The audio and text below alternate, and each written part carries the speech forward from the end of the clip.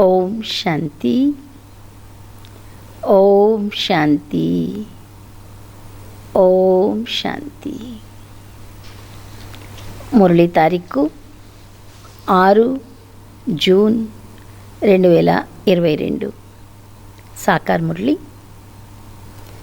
మధురమైన పిల్లలారా, జ్ఞానానికి పునాది నిశ్చయం. నిశ్చయ బుద్ధి గలవారిగా అయ్యి పురుషార్థము చేస్తే గమ్యము వరకు చేరుకుంటారు. ప్రశ్న: చాలా బాగా అర్థము చేసుకొని నిశ్చయము చేసుకునే విషయము ఏది? జవాబు: ఇప్పుడు ఆత్మల లెక్కాచారమంతా సమాప్తము అవ్వనున్నది. ఆత్మలంతా దోమల వలె తమ మధురమైన ఇంటికి వెళ్ళిపోతారు. తర్వాత నూతన ప్రపంచములోకి కొన్ని ఆత్మలు మాత్రమే వస్తాయి. ఇది చాలా బాగా అర్థము చేసుకొని నిశ్చయము చేసుకునే విషయం. నెక్స్ట్ క్వశ్చన్: తండ్రి ఎటువంటి పిల్లలను చూసి సంతోషిస్తారు? జవాబు: ఏ పిల్లలైతే తండ్రికి పూర్తిగా బలిహారము సమర్పణ అవుతారో, ఎవరు మాయ వచ్చినప్పుడు కదలకుండా ఉంటారో, అనగా హనుమంతుని వలె చలించక స్థిరంగా ఉంటారో, వారిని చూసి తండ్రి కూడా చాలా సంతోషిస్తారు. పాట: ధీరజ్ ధర్ మనువా. ఓ మనిషి, ధైర్యం వహించు. ఓం శాంతి. పిల్లలు ఏమిన్నారు? ఇలా అనగలిగేది తండ్రి ఒక్కరే కదా.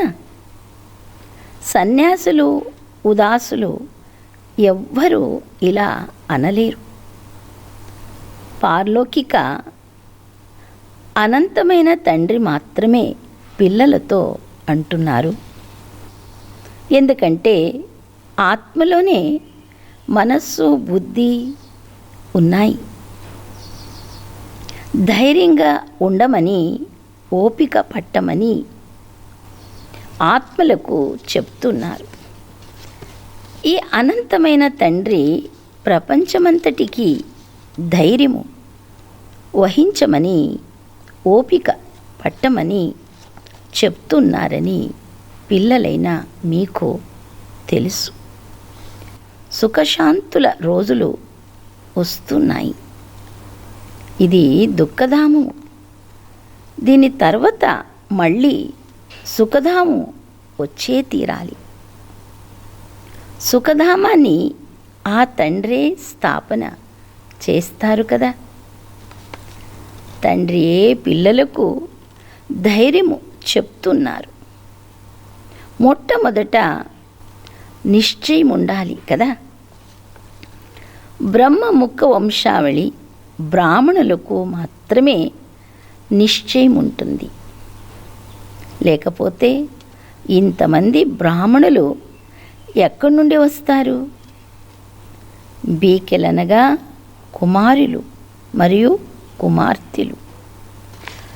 ఇంతమంది బీకెలని పిలువబడుతుంటే ప్రజాపిత బ్రహ్మ తప్పకుండా ఉంటాడు కదా. ఇంతమంది బ్రాహ్మణులందరికీ ఒకే తల్లి, తండ్రి. మిగిలిన వారందరికీ మాతా పితలు వేరువేరుగా ఉంటారు. ఇక్కడ మీ అందరికీ ఒకే మాతా పితలు ఉన్నారు. ఇది నూతన విషయం కదా.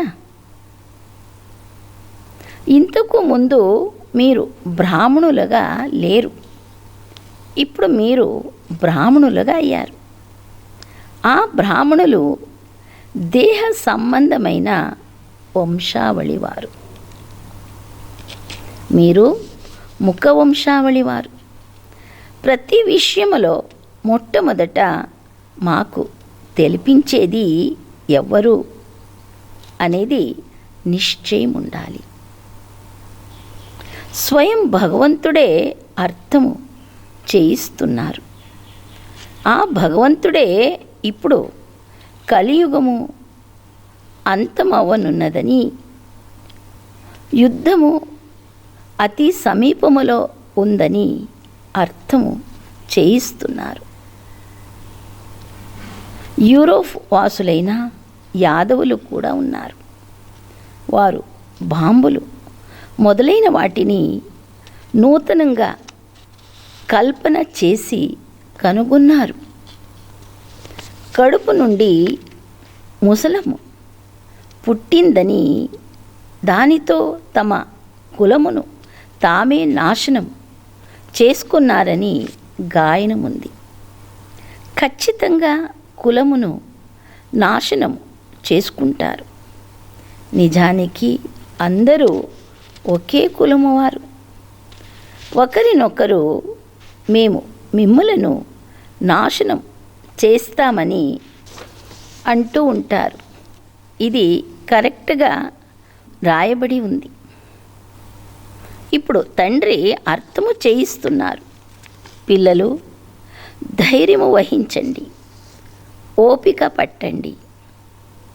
ఇప్పుడు ఈ పాత ప్రపంచము సమాప్తం అవనున్నది. కలియుగము సమాప్తమైతేనే సత్యుగము వస్తుంది కదా. తప్పకుండా వినాశనానికి ముందే స్థాపన జరగాలి. బ్రహ్మ ద్వారా స్థాపన, శంకరుని ద్వారా వినాశనము అని గాయనము కూడా ఉంది. మొదట స్థాపన చేస్తారు. స్థాపన పూర్తి అయినప్పుడు వినాశనము జరుగుతుంది. స్థాపన జరుగుతుంది. ఇది చాలా భిన్నమైన మార్గం. దీనిని ఇతరులెవ్వరూ అర్థము చేసుకోలేరు. ఎప్పుడూ ఎవ్వరూ వినలేదు కనుక ఇతర మఠాలు, మార్గాలు ఉన్నట్లు ఈ బీకేలది కూడా ఒక సంస్థ అని భావిస్తారు. పాపం, వారి తప్పేమీ లేదు. కల్పకృతము కూడా ఇదే విధంగా విఘ్నలు వేశారు. ఇది రుద్రజ్ఞాన యజ్ఞము. శివుణ్ణి రుద్రుడు అని అంటారు. వారే రాజ్యోగమును నేర్పించారు. దానిని ప్రాచీన సహజ రాజ్యోగమని అంటారు. ప్రాచీనము అనగా అర్థము కూడా తెలియదు. ఇది సంగమయుగములోని మాట. పతితులు, పవిత్రులు ఇరువురు ఉన్నారు కనుక ఇది సంగమమైనది కదా. సత్యుగము ఆదిలో ఒకే ధర్మం ఉంటుంది. వారు అసురి సంప్రదాయం వారు, మీరు దైవీ సంప్రదాయం వారు. యుద్ధము మొదలైన విషయాలేవీ లేవు. ఇది కూడా తప్పే. పరస్పరం సోదరులు అయిన మీరు ఎలా యుద్ధము చేస్తారు? తండ్రి కూర్చొని బ్రహ్మ ద్వారా వేద శాస్త్రాలన్నిటి సారం అర్థము చేయిస్తున్నారు.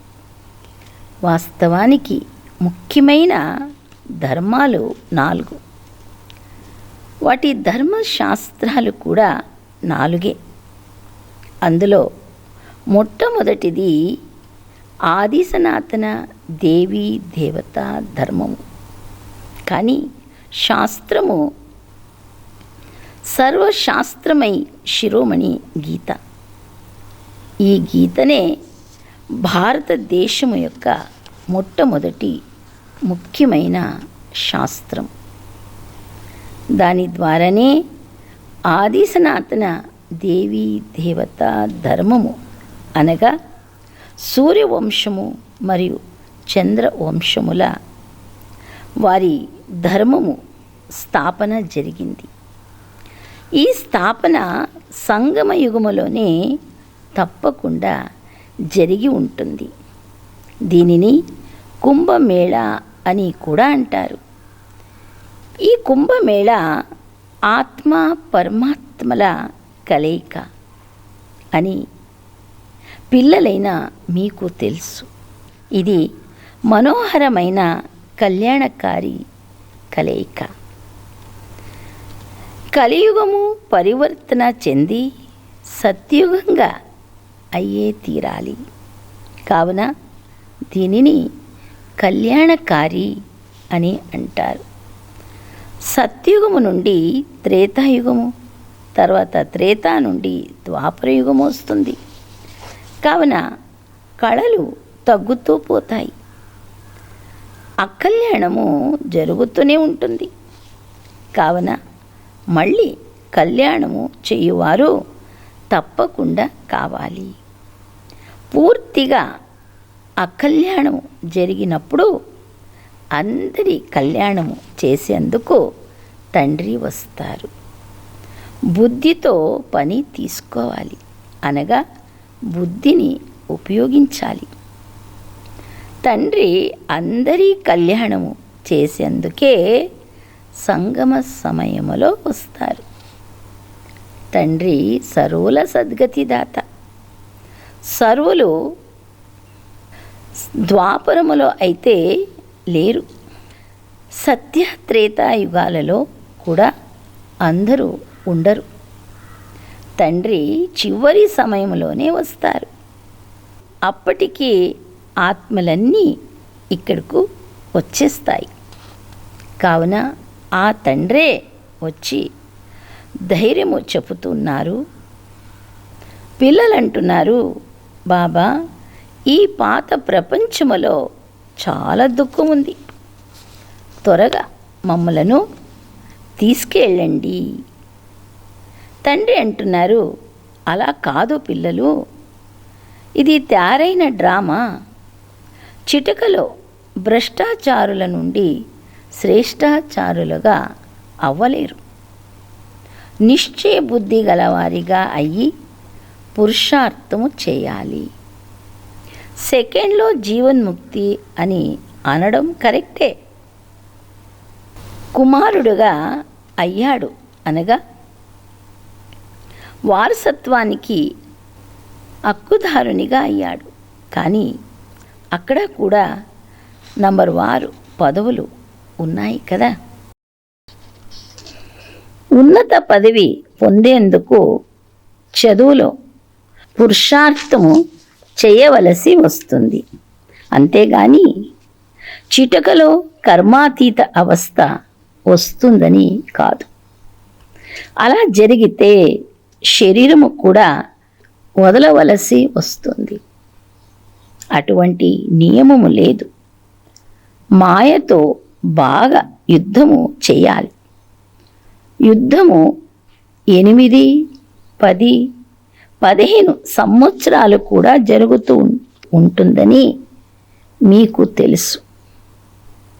మీరు యుద్ధము చేసేది మాయతో.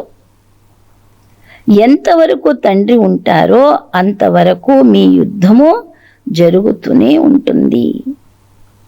చివర్లో ఎవరెవరు ఎంతవరకు మాయను ఎంత జయిస్తారో ఫలితం వెలువడుతుంది.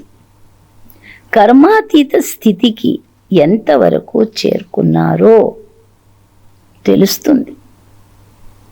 తండ్రి అంటున్నారు, సాధ్యమైనంత ఎక్కువగా మీ ఇంటిని స్మృతి చేయండి. అది శాంతిధామం. అది శబ్దానికి అతీతంగా ఉండు స్థానము. ఇప్పుడు పిల్లలైన మీ బుద్ధిలో సంతోషం ఉంది. ఈ డ్రామా ఎలా తయారయ్యిందో పిల్లలైనా మీకు తెలుసు. మీకు 3 లోకాల గురించి కూడా తెలుసు. ఇది ఇతరులెవ్వరి బుద్ధిలోనూ లేదు. ఈ బాబా కూడా శాస్త్రాలు మొదలైనవి చాలా చదివారు. కానీ ఈ విషయాలు బుద్ధిలో లేనే లేవు. భలే గీత మొదలైనవి చదువుతూ ఉండినా మేము దూరదేశమైన పరంధామంలో ఉండేవారమని తెలియనే తెలియదు. ఇప్పుడు ఎవరినైతే పరమపిత పరమాత్మ అని అంటున్నామో వారే మన తండ్రి అని, పరంధాములో ఉంటారని తెలిసిపోయింది. వారిని అందరూ పతిత పావన రెండి అని స్మృతి చేస్తారు. తిరిగి ఎవ్వరూ వెళ్ళలేరు. మర్చిపోయి తిరిగి ఆటలో ఎక్కడి నుండి వెళ్ళినా తలుపు ఎదురుగా కనిపిస్తుంది. గమ్యానికి చేరుకోలేరు. ఎవరైనా దారి చూపించండి అని అరుస్తూ ఉంటారు. ఇక్కడ కూడా ఎన్ని వేద శాస్త్రాలు చదివినా, ఎన్ని తీర్థయాత్రలు చేసినా, ఎక్కడికి వెళ్తున్నామో కొద్దిగా కూడా తెలియదు. కేవలం ఫలానా వారి జ్యోతిలో కలిసిపోయిందని అంటూ ఉంటారు. తండ్రి అంటున్నారు, ఎవ్వరూ తిరిగి వెళ్ళలేరు. నాటకము పూర్తి అగునప్పుడు పాత్రధారులందరూ స్టేజ్ పైకి వచ్చేస్తారు. ఇలా రావడం డ్రామాలోని నియమం. అందరూ ఆ డ్రెస్సులో స్టేజ్ పై నిలబడతారు. అందరికీ ముఖము చూపించి మళ్ళీ దుస్తులు మొదలైనవి మార్చుకొని ఇంటికి పరిగెత్తిపోతారు. మళ్ళీ అదే పాత్ర రిపీట్ చేస్తూ ఉంటారు.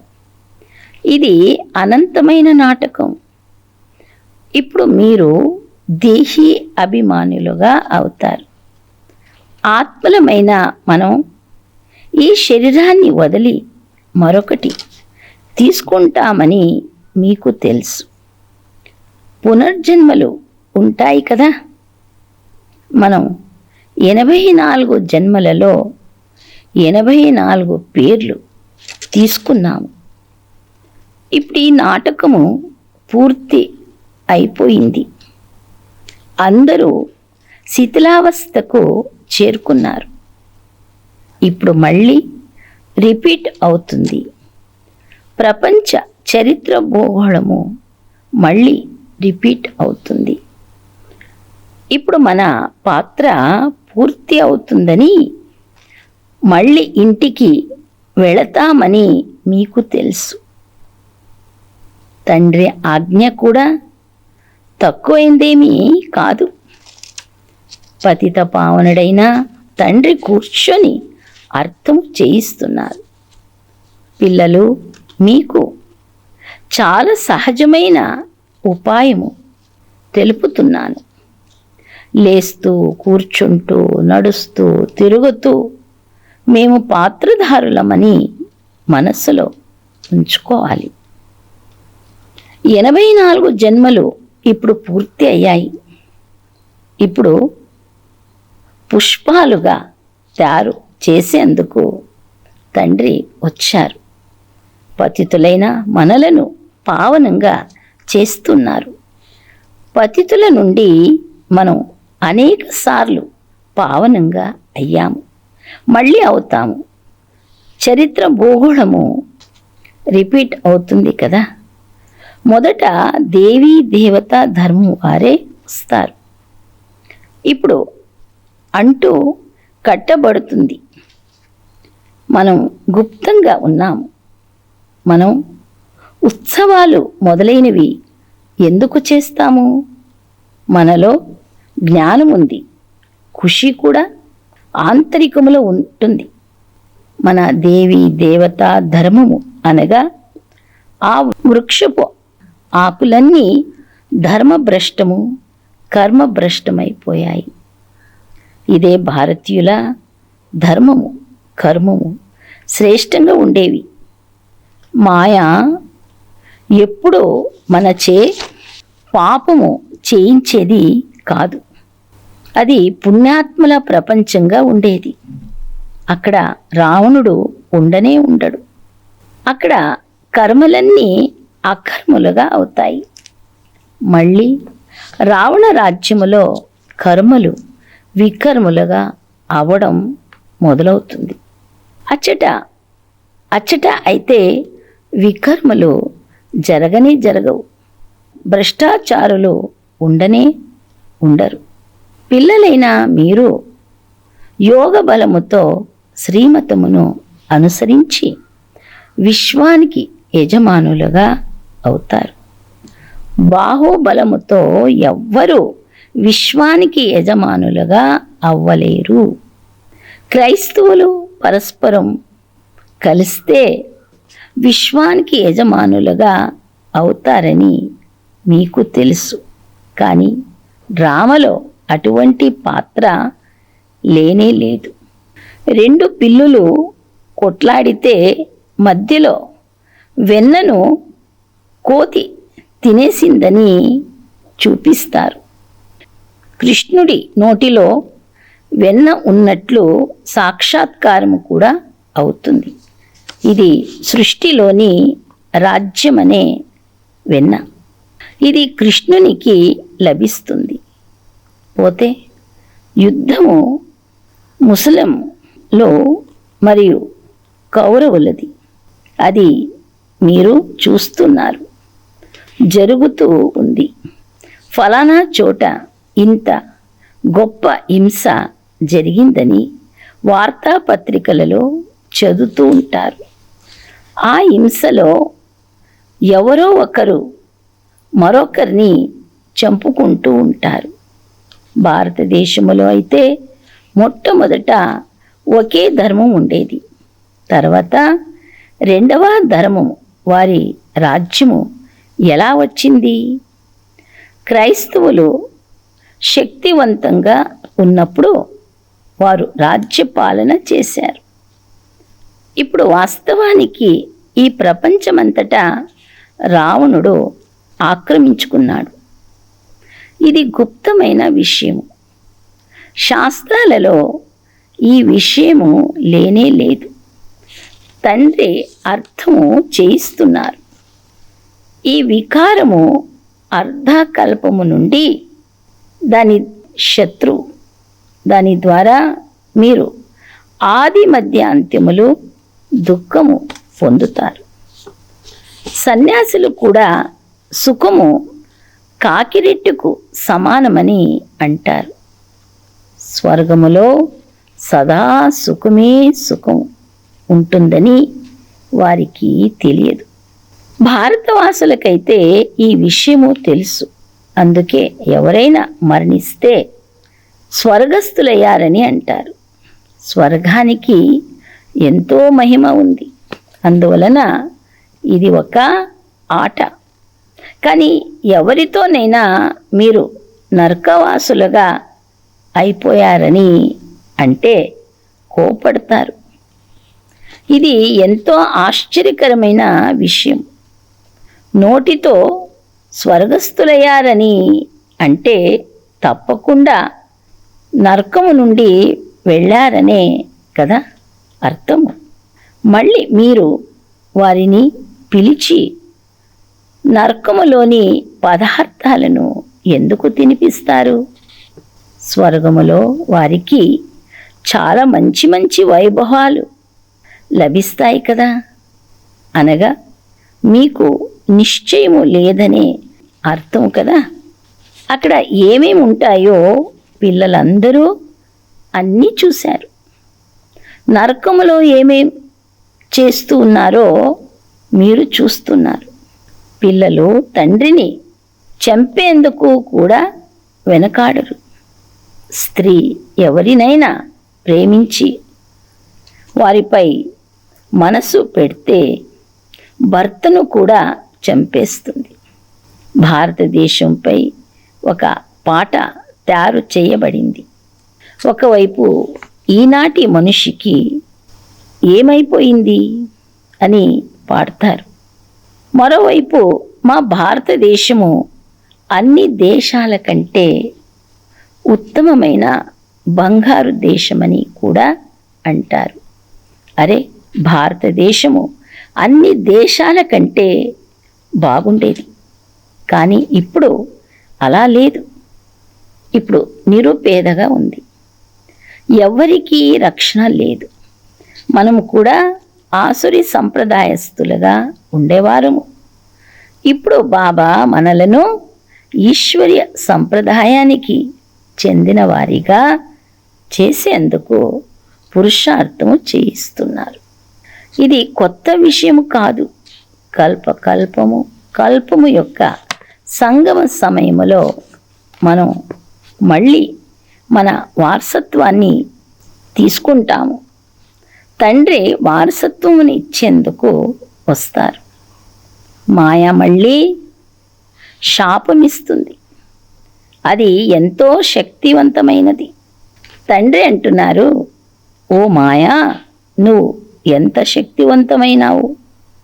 మంచి వారిని కూడా క్రింద పడేస్తావు. ఆ సైన్యములు అయితే చంపడం, చనిపోవడం పెద్ద లెక్క కాదు. దెబ్బలు తిని మళ్ళీ మైదానములోకి వస్తారు. వారి వృత్తే అది. వారు అందులో హారితేరిన వారు. వారికి బహుమతి కూడా లభిస్తుంది. ఇక్కడ పిల్లలైన మీరు శివబాబా నుండి శక్తి తీసుకుంటారు. మాయపై విజయం పొందుతారు. తండ్రి బ్యారిస్టరు. వారు మాయ నుండి మిమ్ములను విడిపిస్తారు. మీరు శివశక్తి సైన్యం. మాతలను వందే మాతరం అంటూ ఉన్నతంగా ఉంచారు. వందే మాతరం అని ఎవరన్నారు? తండ్రి అన్నారు. ఎందుకంటే మాతలు తండ్రికి సమర్పణ అవుతారు, బలిహారం అవుతారు. వీరు చాలా దృఢంగా నిలబడి ఉన్నారు, కదలకుండా ఉన్నారు అని బాబా సంతోషిస్తారు. అంగదుని ఉదాహరణ ఉంది కదా. అతన్ని రావణుడు కదిలించలేకపోయాడు. ఇది చివరి సమయంలోని విషయం. చివర్లో ఈ స్థితి రానున్నది. ఆ సమయంలో మీకు చాలా సంతోషం కలుగుతుంది. వినాశనము అవ్వనంత వరకు, భూమి పవిత్రము అవ్వనంత వరకు దేవతలు రాలేరు. ఎండిపోయిన వెదురు అడవికి తప్పకుండా అగ్ని తగులుకుంటుంది. ఆత్మలందరూ లెక్కాచారము చుక్త చేసుకొని దోమల వలె మధురమైన ఇంటికి తిరిగి వెళ్ళాలి. దోమలు కోట్ల సంఖ్యలో మరణిస్తాయి.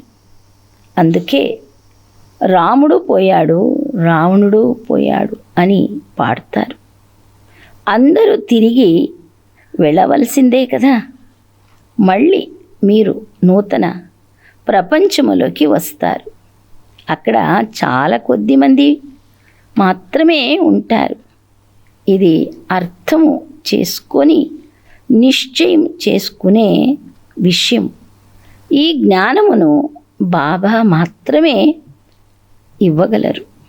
अच्छा, मीठे मीठे से खिलदे बच्चों प्रति मात पिता बाप दादा का याद प्यार और गुड मॉर्निंग.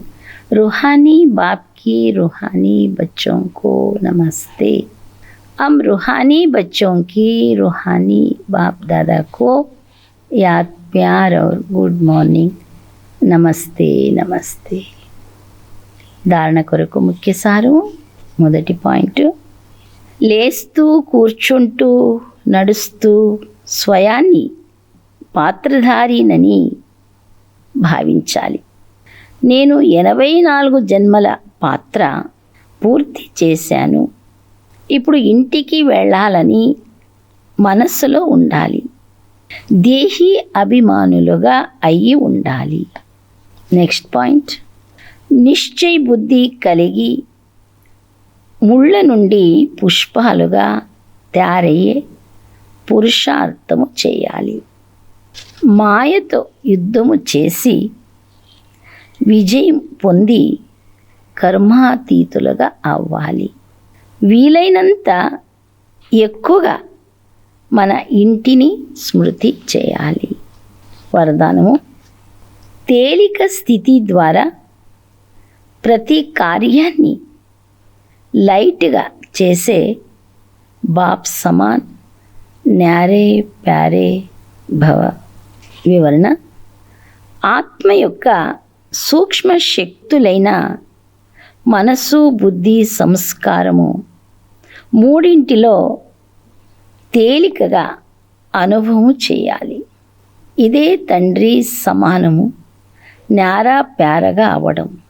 ఎందుకంటే సమయానుసారము బాహ్య తమో ప్రధాన వాతావరణంలో మనుష్యాత్మల వృత్తిలలో భారీ పని ఉంటుంది, అంటే కఠినత్వం ఉంటుంది. బయట వాతావరణము ఎంత భారీగా ఉంటుందో అంత పిల్లలైన మీ సంకల్పాలు, కర్మలు, సంబంధాలు లైట్గా తేలికగా అవుతూ ఉంటాయి. లైట్నెస్ కారణంగా కార్యమంతా లైట్గా నడుస్తూ ఉంటుంది. కార్య భారము మీపై పడదు. ఈ స్థితినే తండ్రి సమాన స్థితి అని అంటారు. స్లోగన్, ఓహో నేను అనే అలౌకిక నశలో మనస్సు మరియు శరీరము ద్వారా న్యాచురల్ డ్యాన్స్ జరుగుతూ ఉంటుంది. ఓం శాంతి.